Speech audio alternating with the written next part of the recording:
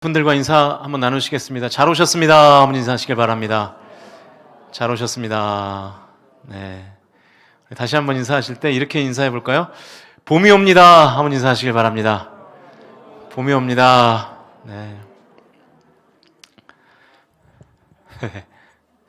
잘들 지내시죠?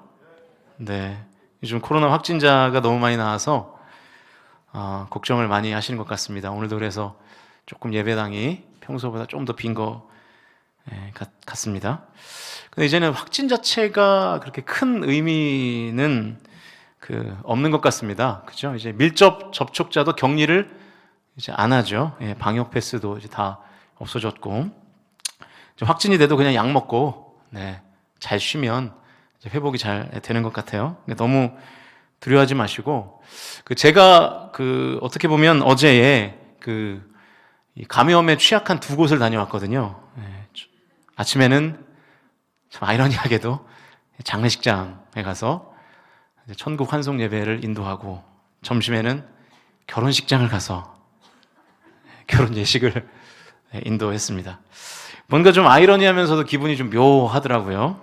다행스러운 것은 우리 슬픔을 당한 박 집사님 가정에서도 잘 끝났다고 연락이 왔고, 또 기쁨을 맞은 우리 이 집사님, 또 유 집사님 가정에도 좋은 이야기들이 들리는 것 같아서 참 감사한 하루였습니다. 저는 좀 피곤했지만 참 정말로 너무 보람되고 감사한 하루였습니다. 저도 어제는 그래서 주례가 끝나고 교회가 아니고 이제 식장에서 뷔페를 먹었거든요. 정말로 오랜만에 뷔페를 먹어본 지가 언젠지도 잘 기억이 안 나는데, 정말로 오랜만에 이제 많은 사람들이 있는 데서 뷔페도 먹고 그랬는데, 여러분 조심해야 되겠지만 또 너무 두려워하지 마십시오. 코로나가 이제는 이제 일상이 되는 상황이기 때문에 우리가 꼭 어떤 장소를 피해야만 이제 코로나로부터 안전한 때는 이미 지난 것 같고요. 이제 마스크 잘 쓰고 개인 위생을 철저히 하면서 조심하면 될 것 같습니다. 또 확진 얘기하니까 박혜경 권사님이 또 생각이 나네요.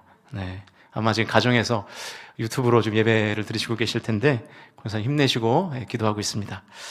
오늘은 룻기 5번째 시간입니다. 히든카드의 정체라는 제목으로 말씀을 나누겠습니다. 이제 진짜 3월이고 봄이 왔는데요. 시간이 참 빠른 것 같습니다. 제가 작년에 6월 30일에 울산으로 이사를 했거든요. 그러니까 초여름이죠. 근데 이제 봄이니까 저도 이제 울산에서 여름, 가을, 겨울, 이제 봄까지 이제 4계절을 다 겪게 됐습니다. 보통 한 사람을 그래도 객관적으로 좀 파악을 하려면 그 사람과의 이제 4계절을 다 겪어봐야 된다는 이야기들을 하잖아요. 그 사람의 봄과 여름은 어떤지, 또 가을과 겨울은 어떤지를 봐야 그 사람의 진면목을 조금이라도 이제 파악할 수 있다는 그런 뜻이었던 것 같습니다. 3월이니까 봄이 됐고요. 성도님들은 이제 저랑 여름, 가을, 겨울, 이제 봄, 이렇게 4계절을 다 경험해 보신 것인데, 제가 어떤 사람인 것 같으십니까? 그런 얘기 좀 크게 해주셔도 되는데. 네. 1부 때는 아무 반응이 없으시던데, 2부 때는 좀 반응이 좀 있으시네요. 확실한 거는 제가 지난주에 저희 정체 한 가지를 공개했죠. 저는 일단 집을 소유하지 않은 사람입니다. 일단 그게 확실하고, 교역자들은 그런 것 같아요. 특별히 부교역자 생활을 할 때에는 비교적 이제 여러 교회를 옮겨 다니면서 이제 사역을 하니까요. 이사를 많이 합니다. 저만 해도 이 풀타임 사역을 한 12년 정도 했는데, 그 12년 동안 하면서 이사를 한 5번 정도 했던 것 같아요. 그러니까 12년 동안 이사를 5번 한 거면 많이 한 거죠. 이사를 자주 해서 그런지 저는 이사에 대한 스트레스는 거의 없습니다. 좀 포장해서 다 하니까요. 그런데 저는 미용실에 대한 스트레스가 있어요. 미용실. 그러니까 항상 이사를 갈 때마다 다니던 미용실이 있는데, 또 옮기면 또 새로운 미용실을 이제 정해야 되잖아요. 헤어스타일이 망가질까봐 걱정이 많습니다, 제가. 하나님은 외모를 보시지 않는다 그랬는데, 송구합니다. 근데 그래도 목사는 항상 이제 성도 앞에 서는 사람이니까 가급적이면 깔끔해야 되잖아요. 그죠? 여러분, 제가 지저분해가지고 코도 이렇게 흘리고 다니고 이렇게 강단에 쓰면은 아무리 여기서 스펄전 같은 설교가 나온다고 은혜가 되겠습니까? 저 같은 경우에는 3주에 한 번씩 미용실을 갑니다. 그래서 3주에 한 번씩 꼭 이렇게 머리를 깎는데, 저에게는 미용실 가는 일이 굉장히 중요한 일이고, 어떤 의미에서는 거의 사역이거든요. 또 우리 남성들은 잘 아시겠지만 이 남자는 또 이 머리빨 아니겠습니까? 그죠? 예. 전혀 공감을 못 하시는데, 예. 머리카락의 개수가 좀 유달리 적으신 분들에게는 제가 심심한 사과의 말씀을 드리고요. 아무튼 이 남자는 머리빨이거든요. 네. 또 머리빨 아니면 또한 그 한 가지가 이제 수트빨인데, 저는 사실 수트빨은 뭐 잘 안 받지는 않는 것 같아요. 잘 받는 것 같아요. 그런데 머리빨이 중요하니까요. 네. 아무튼 이 헤어가 잘 정돈이 되지 않으면 사람이 막 게을러 보이고 또 막 아파 보이고 그러잖아요. 그래서 특별히 좀 이 커트를 좀 자주 하는 편인데, 또 주일에 아침에는 제가 또 머리에 또 유독 신경을 많이 쓰기도 하고요. 오늘도 이 머리가 굉장히 신경 쓴 머리입니다, 여러분. 예. 어떠십니까? 예. 할렐루야까지. 네. 네. 성도님들에게 좀 예쁘게 보이려고, 예. 이제 드라이도 하고, 에센스도 바르고, 왁스도 바르고, 스프레이로, 고정까지 해야 이 정도 이제 머리가 나오는 거거든요. 이제 울산에 와서도 미용실을 제가 찾아야 되잖아요. 지금까지 제가 4군데 정도의 미용실을 이제 다녀봤었고, 사실은 이 3번째 간 미용실에 제가 이제 정착을 하려고, 새가족 등록을 하고 이제 머리를 조아려야 되겠다, 이렇게 생각을 하고 있었는데, 이제 그 몇 번을 제가 갔어요. 사실은 몇 번을 갔고, 이제 여기를 완전히 정해야겠다 하는 그 찰나에, 가격을 5,000원을 올린다는 거예요. 10,000원에 깎았는데, 15,000원을 다음부터 받으신다 그래서 제가 거기 끊었습니다. 절교했고. 그래서 사실 이제 방황하는 유대인이 제가 됐거든요. 그러다가 이제 폭풍 검색을 또 해가지고, 어떻게 하다 보니까 뭐 울산 맘카페가 뜨더라고요. 그래서 거기 글을 보고, 가성비가 괜찮은 미용실을 하나 찾아서, 현금 결제를 하면 9,000원에, 네, 깎는 미용실을 찾아서, 지난달에 제가 그 미용실에 새가족 등록을 하고, 네, 2달째 머리를 조아리면서 안수 커트를 받고 있습니다. 네. 지금 이 머리도 엊그제 제가 거기서 이제 깎은 건데, 저는 아직까지는 이 10,000원이 넘어가면 좀 많이 아깝다라는 생각이 들어서, 못 가겠더라고요. 아무튼 이 얘기를 하려고 여기까지 왔는데요. 제가 미용실을 처음 가면 항상 받는 질문이 있어요. 제가 새벽에도 잠깐 그 언급을 한 적이 있는데, 어떤 질문일까요? 뭐 하시는 분이세요? 항상 이렇게 물어요. 그럼 제 정체를 굉장히 이렇게 헤어 디자이너 분들이 궁금해 하시더라고요. 그럼 제가 항상 반문합니다. 뭐 하는 사람 같으세요? 제가 이렇게 반문을 해요. 그러면 참 희한한 일인데, 모든 미용실에서 거의 같은 대답이 나와요. 세일즈맨 같으세요? 그래요. 목사인데, 예. 머리를 짧게 하고, 항상 이 세미 정장을 입고 다니고, 구두를 신고 다니고, 또, 보통 낮에 가거든요. 낮에 미용실을 가니까 돌아다니면서 세일즈를 하다가 이제 미용실에서 이제 머리를 손질하는 사람으로 이렇게 생각을 하시더라고요. 또 한편으로는 또 저의 말투가 너무 목사 같지 않나 뭐 이런 생각을 하기도 하고 그러는데, 제가 이제 목사입니다. 그 정체를 밝히면 헤어 디자이너 분들이 하나같이 그래서 그러셨구나 그래요. 무슨 뜻이냐면, 저의 정체를 들으니까 방문 시간과 옷차림이 이제 이해가 되는 거죠. 저의 정체를 알게 되니까 이해의 폭도 넓어지고 그러는 것이죠. 그러니까 여러분, 그 사람의 정체를 알면 그 사람의 행동을 이해할 수 있습니다. 그 사람의 정체를 알면 왜 그 사람이 그런 일을 했는지를 우리가 파악할 수 있는 것이죠. 그래서 오늘은 이 정체에 관한 이야기를 좀 해보려고 합니다. 제가 지난주에 성도가 성실하면 히든 카드를 손에 줄 수 있다 이렇게 말씀을 드렸는데, 룻의 성실과 보아스라는 하나님의 히든 카드가 이 우연과 마침이라는 과정으로 만나게 된 것이죠. 나오미와 룻의 텅 빈 인생을 충만으로 채워주는 인물이 바로 보아스였습니다. 다시 말하면 이 충만을 위해서 가장 중요한 배역을 맡은 사람이 보아스였다는 거예요. 그래서 이 성경에서 이 보아스라는 이름이 갖는 어떤 위치와 의미를 우리가 좀 찾아보면서 이 보아스의 정체를 좀 파악해 보면 오늘 본문에서 우리가 귀중한 메시지를 발견할 수 있을 것으로 생각이 됩니다. 일단 이 보아스라는 이름의 그 뜻이 뭐냐면 그에게 능력이 있다라는 뜻이에요. 그에게 능력이 있다. 굉장히 좋은 이름이죠. 그에게 능력이 있다. 일단 이 보아스라는 이름의 뜻을 기억하시면 좋을 것 같습니다. 이 성경 전체에서 보아스라는 이 단어는 모두 28번이 나와요. 그런데 그 중에 이 26번은 룻기에 나오고 나머지 2번은 열왕기상 7장과 역대하 3장에 나옵니다. 열왕기상 7장과 역대하 3장에서 나오는 보아스는 이 성전 건물과 관련된 용어로 등장합니다. 이게 무슨 뜻이냐면 성경에 기록된 인물 중에 보아스라는 이름을 가진 사람은 딱 몇 명이다? 한 명이라는 거예요. 룻기의 보아스밖에 없습니다. 이름이 굉장히 좋잖아요. 그에게 능력이 있다. 이것보다 좋은 이름이 또 어디 있겠습니까? 그런데 왜 이스라엘 백성들은 보아스라는 이름을 잘 사용하지 않았을까? 자녀들에게 지어지지 않았을까? 왜 이렇게 희귀했을까 하는 것이죠. 지금도 한나라든지 바울, 베드로, 사무엘, 에스더 이런 이름들을 지금도 차용해서 쓰지 않습니까? 피터, 폴, 세뮤얼, 에스티 이런 이름들이 다 성경의 이름이거든요. 그런데도 안타깝게 이 보아스라는 이름은 성경에서 그 누구도 사용하지도 않았고 지금도 잘 사용하지 않는 것 같습니다. 왜 그랬을까? 자녀에게 그 이름을 붙이지 않는 경우는 두 가지입니다. 그 이름을 가진 자가 너무 악했거나 너무 비참해서 이 불길한 이름이 되어버린 경우에는 그 이름을 안 쓰겠죠. 또 한 가지는 그 이름이 너무 신적이어서 그 이름을 사용하면 이 신성 모독에 해당되는 것 같아서 그 이름을 쓰지 않는 것입니다. 대표적인 예가 뭘까요? 예수죠. 예수. 예수는 여호와는 구원이시다라는 뜻인데 굉장히 좋은 이름이잖아요. 그래서 AD 1세기 때까지는 많은 유대인들의 아기의 이름이 다 예수였어요. 1세기 때는 여기저기 예수가 많았습니다. 그런데 2세기가 되면서 자녀의 이름을 예수로 짓는 사람이 다 사라져버리죠. 왜냐하면 한쪽 유대인들에게 예수라는 이름은 당시의 최고의 형벌이었던 십자가형을 받은 이단 종교의 교주 이름이었기 때문입니다. 그러니까 그 이름을 안 쓰는 첫 번째 그 경우에 해당하는 것이죠. 또 반대편에 있는 유대인들, 다시 말하면 유대인 그리스도인들은 예수라는 이름이 하나님의 아들 그리스도라는 신적이고도 존귀한 이름이었기 때문에 일부러 또 쓰지를 않았던 것입니다.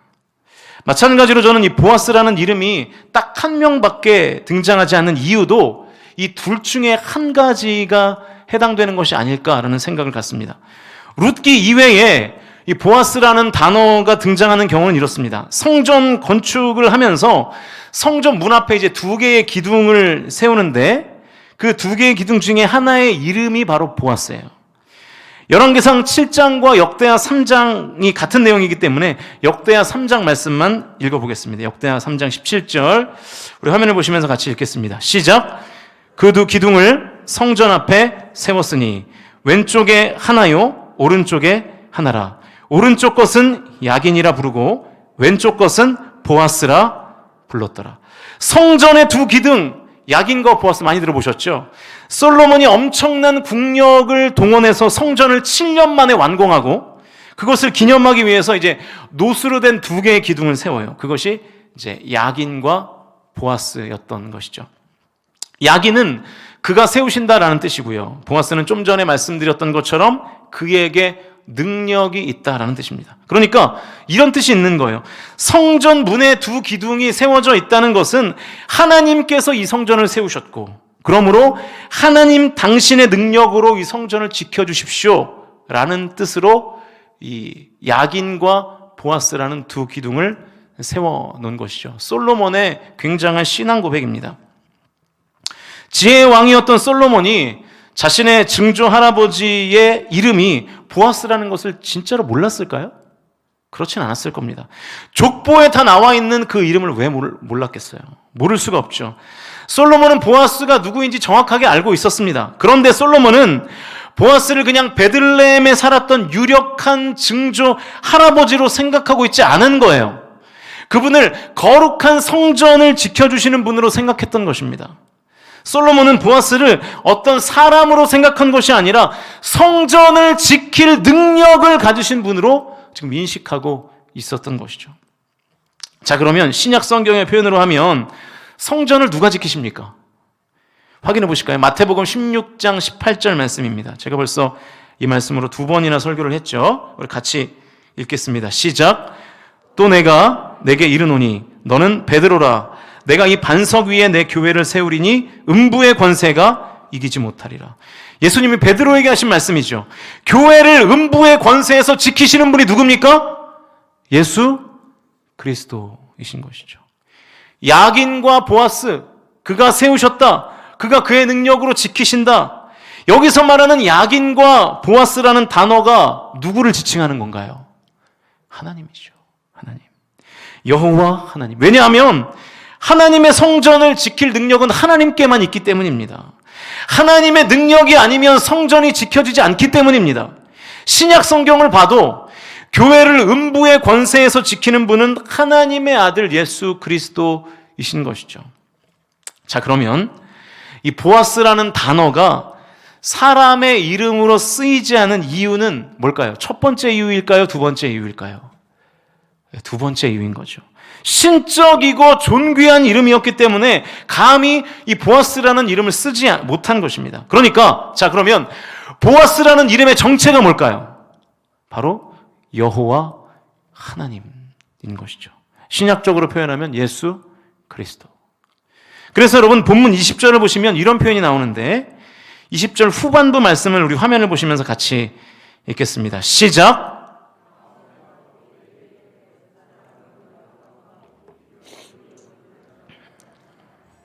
자, 나오미가 보아스에 대해서 룻에게 말하는 장면인데 나오미가 보아스를 어떻게 표현하고 있습니까? 기업 물을 자라고 표현하고 있어요. 이게 이스라엘에 있는 고엘이라는 제도를 말하는 것인데요. 이 제도에 관해서는 제가 다음에 다시 설명을 드리고 이 고엘이라는 단어를 영어 성경은 리디머라고 번역을 했어요. 리디머가 뭡니까? 구원자. 그래서 우리가 리뎀션 그러면은 속죄라는 뜻이 있지 않습니까? 그러니까 성경이 말씀하는 거예요. 보아스가 고엘인데 고엘은 구원자다. 그러므로 보아스는 누굽니까? 구원자인 것이죠. 보아스는 여러분 그냥 돈 많은 남자가 아니었습니다. 그냥 착한 남자가 아니었어요. 보아스는 텅 비어버린 나오미와 룻을 충만케 함으로 그들의 인생 전체를 구원하는 구원자였던 것입니다. 이것이 보아스의 정체인 것이죠. 그러니까 여러분 무슨 얘기냐면 보아스는 충만의 도구가 아니라 충만의 근원이었던 거예요. 보아스의 정체는 구원자 되시는 하나님 자신이셨던 것입니다. 하나님의 히든카드의 정체가 이렇게 드러나는 거죠. 하나님의 히든카드였던 보아스의 정체는 하나님 자신이셨어요. 그러니까 사실 하나님은 히든카드를 준비하신 것이 아니라 히든카드가 되신 것입니다. 하나님이 직접 히든카드를 자처하신 것이죠. 어떤 도구로 히든카드를 만드신 것이 아니라 하나님 자신이 히든카드가 되신 것입니다. 여러분 우리의 인생을 텅빔에서 충만으로 바꾸는 그 히든카드는 창조주 하나님, 전능하신 하나님, 알파와 오메가요 처음이요 나중이신 하나님 자체이신 것을 믿으실 수 있기를 주님의 이름으로 간절히 축원드립니다. 보아스는요 여러분 충만의 도구가 아니었어요. 충만 그 자체였습니다. 여러분 충만으로 가는 비밀이 여기에 있는 것이죠. 충만은요 충만의 도구로서 충만해질 수 없는 거예요. 돈이 혹은 어떤 권력이 어떤 사람이 어떤 관계가 나를 충만케 할 수 없습니다. 반대로 말하면 우리의 신앙생활이 텅 비어버린 원인이 충만의 도구에 집중했기 때문이라는 거예요. 왜 우리의 삶이 텅 비었나요? 충만의 종류만 구하기 때문입니다. 우리는 하나님께 고난을 이기게 해달라고 기도하지만 정작 고난을 이기게 하시는 하나님을 구하지 않아요.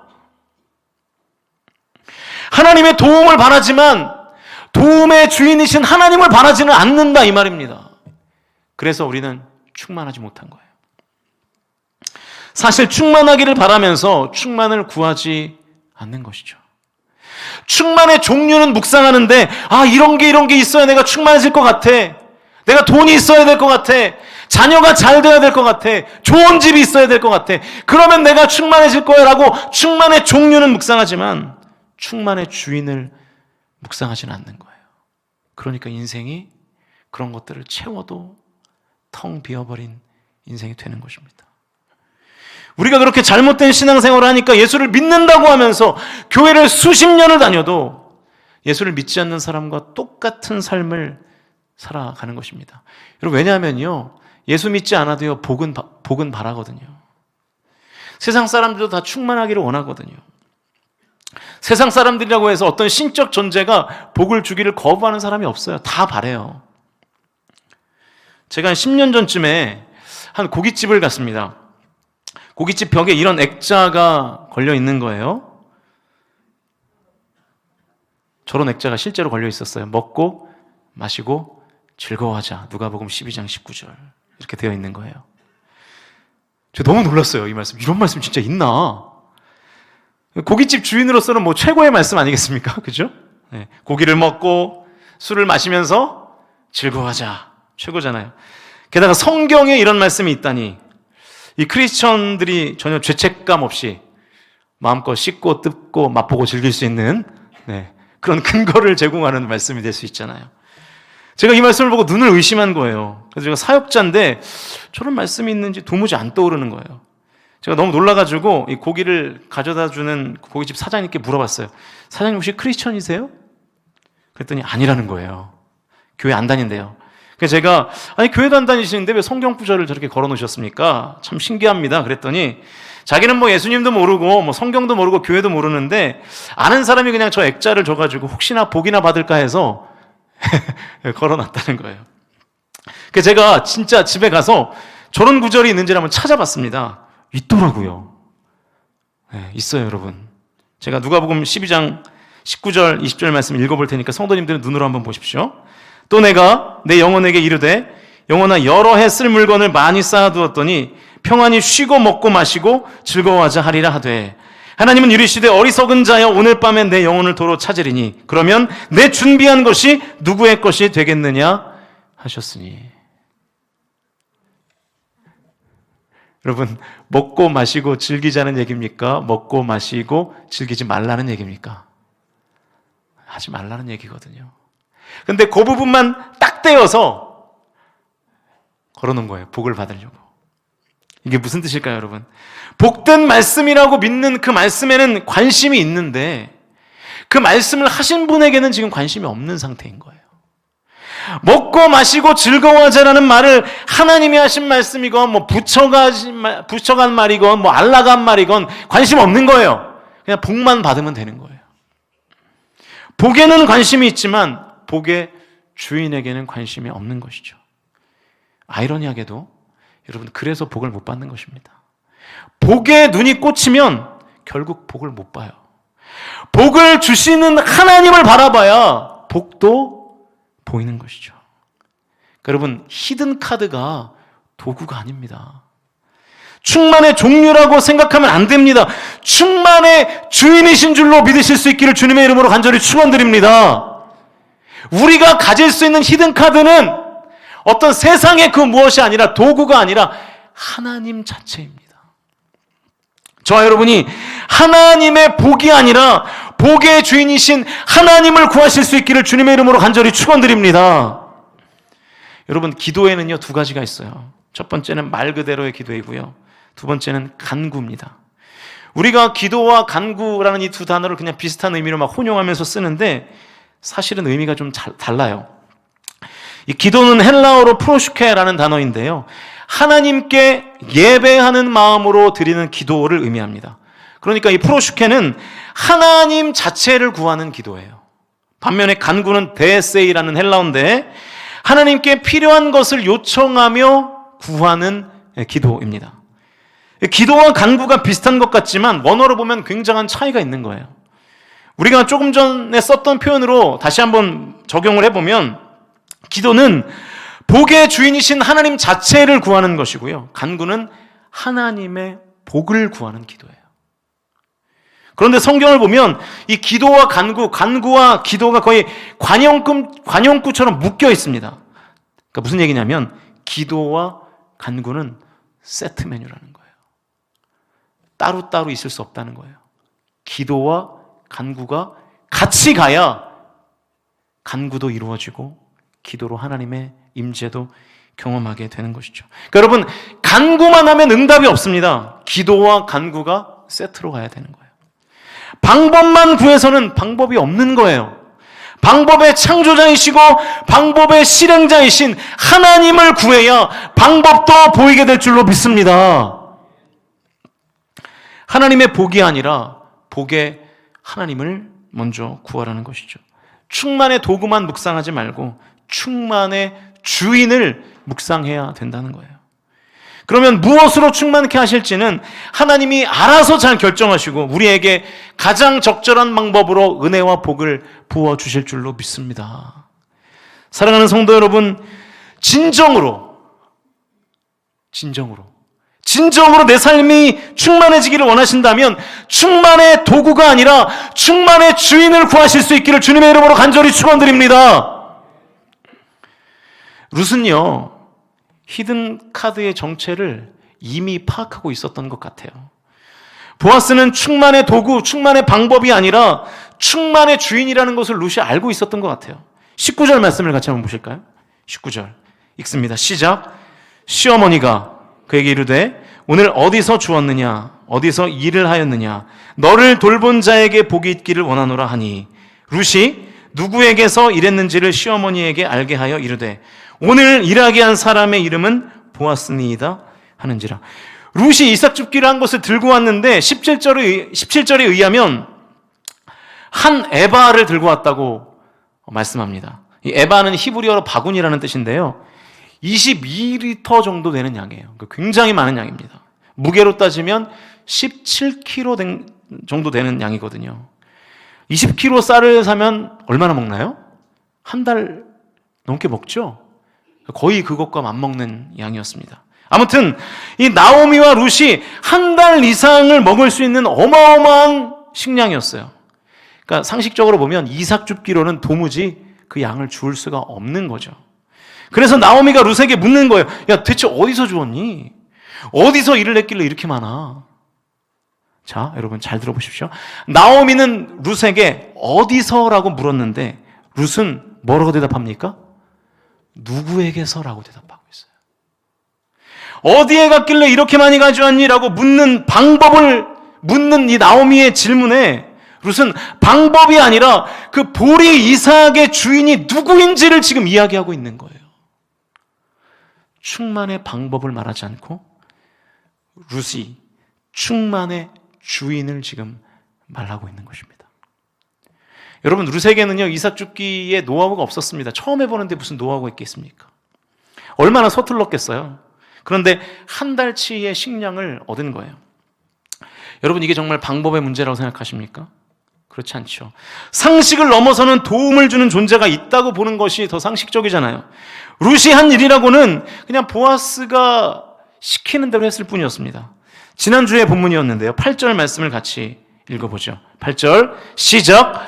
보아스가 룻에게 이르되 내 딸아 들으라. 이삭을 주우러 다른 밭으로 가지 말며 여기서 떠나지 말고 나의 소녀들과 함께 있으라. 룻이 한 일이라고는 그냥 보아스의 말을 들은 것밖에 없었어요. 이삭 줍기에 비결이 어디 있습니까? 비결 같은 거 없었습니다. 그냥 열심히 주운 거죠. 한 에바를 거두는 충만의 비결은 보아스라는 존재였어요. 주인이었습니다. 보아스가 비결이에요. 16절을 보시죠. 16절 읽습니다. 시작. 또 그를 위하여 곡식 다반에서 조금씩 뽑아버려서 그에게 줍게 하고 꾸짖지 말라 하니라. 보아스가 종들에게 곡식 다발을 막 땅에 버리라고 지금 명령을 하고 있는 거예요. 왜요? 룻이 많이 거두게 하려고. 보아스가 룻을 위해서 곡식을 그냥 땅에 버렸고, 그래서 룻이 한 달치의 식량을 얻을 수 있었던 것입니다. 룻이 이걸 알았던 것 같아요. 보아스의 아주 특별한 배려라는 것을 알았던 것 같아요. 방법이 아니라 보아스라는 충만의 주인 때문에 내가 충만해졌다라는 것을 알았습니다. 그래서 어디서라고 묻는, 방법을 묻는 나오미의 질문에 누구에게서라고 존재로 지금 대답하고 있는 것이죠. 여러분, 충만의 주인을 만나는 방법이 뭡니까? 충만의 주인이 시키는 대로 하는 거예요. 주인이 시키는 대로. 룻은 충만으로 가는 아무런 방법을 갖고 있지 않았습니다. 비결 없었어요. 단지 보아스가 시키는 대로 했을 뿐이죠. 시키는 대로 했더니 충만해졌습니다. 할렐루야! 여러분, 정말로 충만해지기를 원하세요? 정말 원하신다면 방법 쫓아다니지 마십시오. 비결 찾지 마세요. 충만의 주인이신 하나님을 쫓으실 수 있기를 주님의 이름으로 간절히 축원합니다. 충만의 주인이신 하나님께서 시키는 대로 하면, 좀 시키면 시키는 대로 고지고대로 해보십시오. 하지도 않고 텅 비었다고 하지 마시고요. 하나님이 시키는 대로 하시면 충만하게 될 줄로 믿습니다. 여러분, 우리는 너무 똑똑하죠? 자꾸 하나님과 토론을 하려고 그래요. 하나님, 이거는 이렇게 해야 맞는 겁니다. 하나님께 시키는 대로 하지 않고 하나님을 자꾸만 설득하려고 하는 거예요. 여러분, 하나님을 설득하면 복이 없습니다. 하나님을 설득하지 말고 하나님께 설득당하실 수 있기를 주님의 이름으로 간절히 축원드립니다. 그게 복이에요. 설득을 오히려 당하는 거. 하나님을 설득하려고 하면 텅 빕니다. 그러나 하나님께 설득을 당하면 오히려 내 삶이 충만해지는 것이죠. 이제 말씀을 정리하려고 합니다. 여러분, 하나님이 시키는 대로 하는 게 순종이잖아요. 이 순종이라는 단어의 히브리어가 샤마하라는 단어거든요. 근데 뜻이 듣다라는 뜻이에요. 듣다. 순종과 비슷한 단어가 청종이죠. 이 청종이 영어로 하면 listen and obey잖아요. 듣고 따라가는 거예요. 듣지 않고 따라가는 거는 순종이 아닙니다. 듣지 않는 거는 아무리 여러분이 많은 일을 해도 순종이 아니에요. 여러분, 정말로 하나님의 말씀을 듣고 계십니까? 하나님의 말씀을 듣고 내가 어떤 행동을 하시나요? 들리는 것과 듣는 것은 완전히 다른 이야기죠. 나의 의지와 상관없이 내 귀를 울리는 것이 들리는 상태인 것이고, 깨닫기 위하여 깨달은 대로 살려고 하는 의도를 가지고 귀 기울여 듣는 것과 그냥 내 귀를 스쳐 지나가는 들리는 소리는 전혀 다른 것입니다. 저와 여러분에게 하나님의 말씀이 들리는 소리가 아니라 듣는 음성이 되실 수 있기를 주님의 이름으로 간절히 축원드립니다. 여러분, 들어야 순종할 수 있습니다. 들어야 행동할 수 있어요. 듣고 시키는 대로 해야 내 삶이 충만해지는 것이죠. 듣고 시키는 대로 하심으로, 듣고 따라가심으로 텅 빔의 삶을 청산하고 충만으로 나아가는 저와 여러분의 삶이 다 되실 수 있기를 주님의 이름으로 간절히 축원드립니다. 여러분, 지금 하나님이 음성을 들려주셨는데도 순종 안 하는 것들이 있으시죠? 지금 사순절입니다. 제가 매일매일 카톡을 통해서 결단하시라고 권면하고 있는데, 여러분, 하나님이 음성을 들려주시는데도 지금까지 여전히 순종하지 못하고 있는 것들이 있지 않습니까? 그것부터 순종하십시오. 먼저 듣고 그것부터 순종하세요. 그럴 때 여러분의 삶이, 황폐해진 여러분의 삶이 충만으로 채워지게 될 줄로 믿습니다. 결단하십시오. 하나님의 말씀에 순종하기로 결단하십시오. 듣고 시키는 대로 하기로 결단하십시오. 그럴 때 저와 여러분의 삶이 채워지는 은혜의 역사가 있게 될 줄로 믿습니다. 여러분, 착각하지 마세요. 히든카드의 정체는 방법이 아니었습니다. 존재였어요. 하나님 자신이셨습니다. 그러므로 하나님의 음성을 듣는 것이 중요합니다. 하나님이 시키는 대로 하는 것이 중요합니다. 그러면 충만을 경험하게 될 줄로 믿습니다. 저와 여러분이 이 믿음으로 이 사순절 기간에 주님의 십자가로 충만해지고 하나님의 말씀으로 충만해지는 은혜의 삶을 사실 수 있기를 주님의 이름으로 간절히 축원드립니다.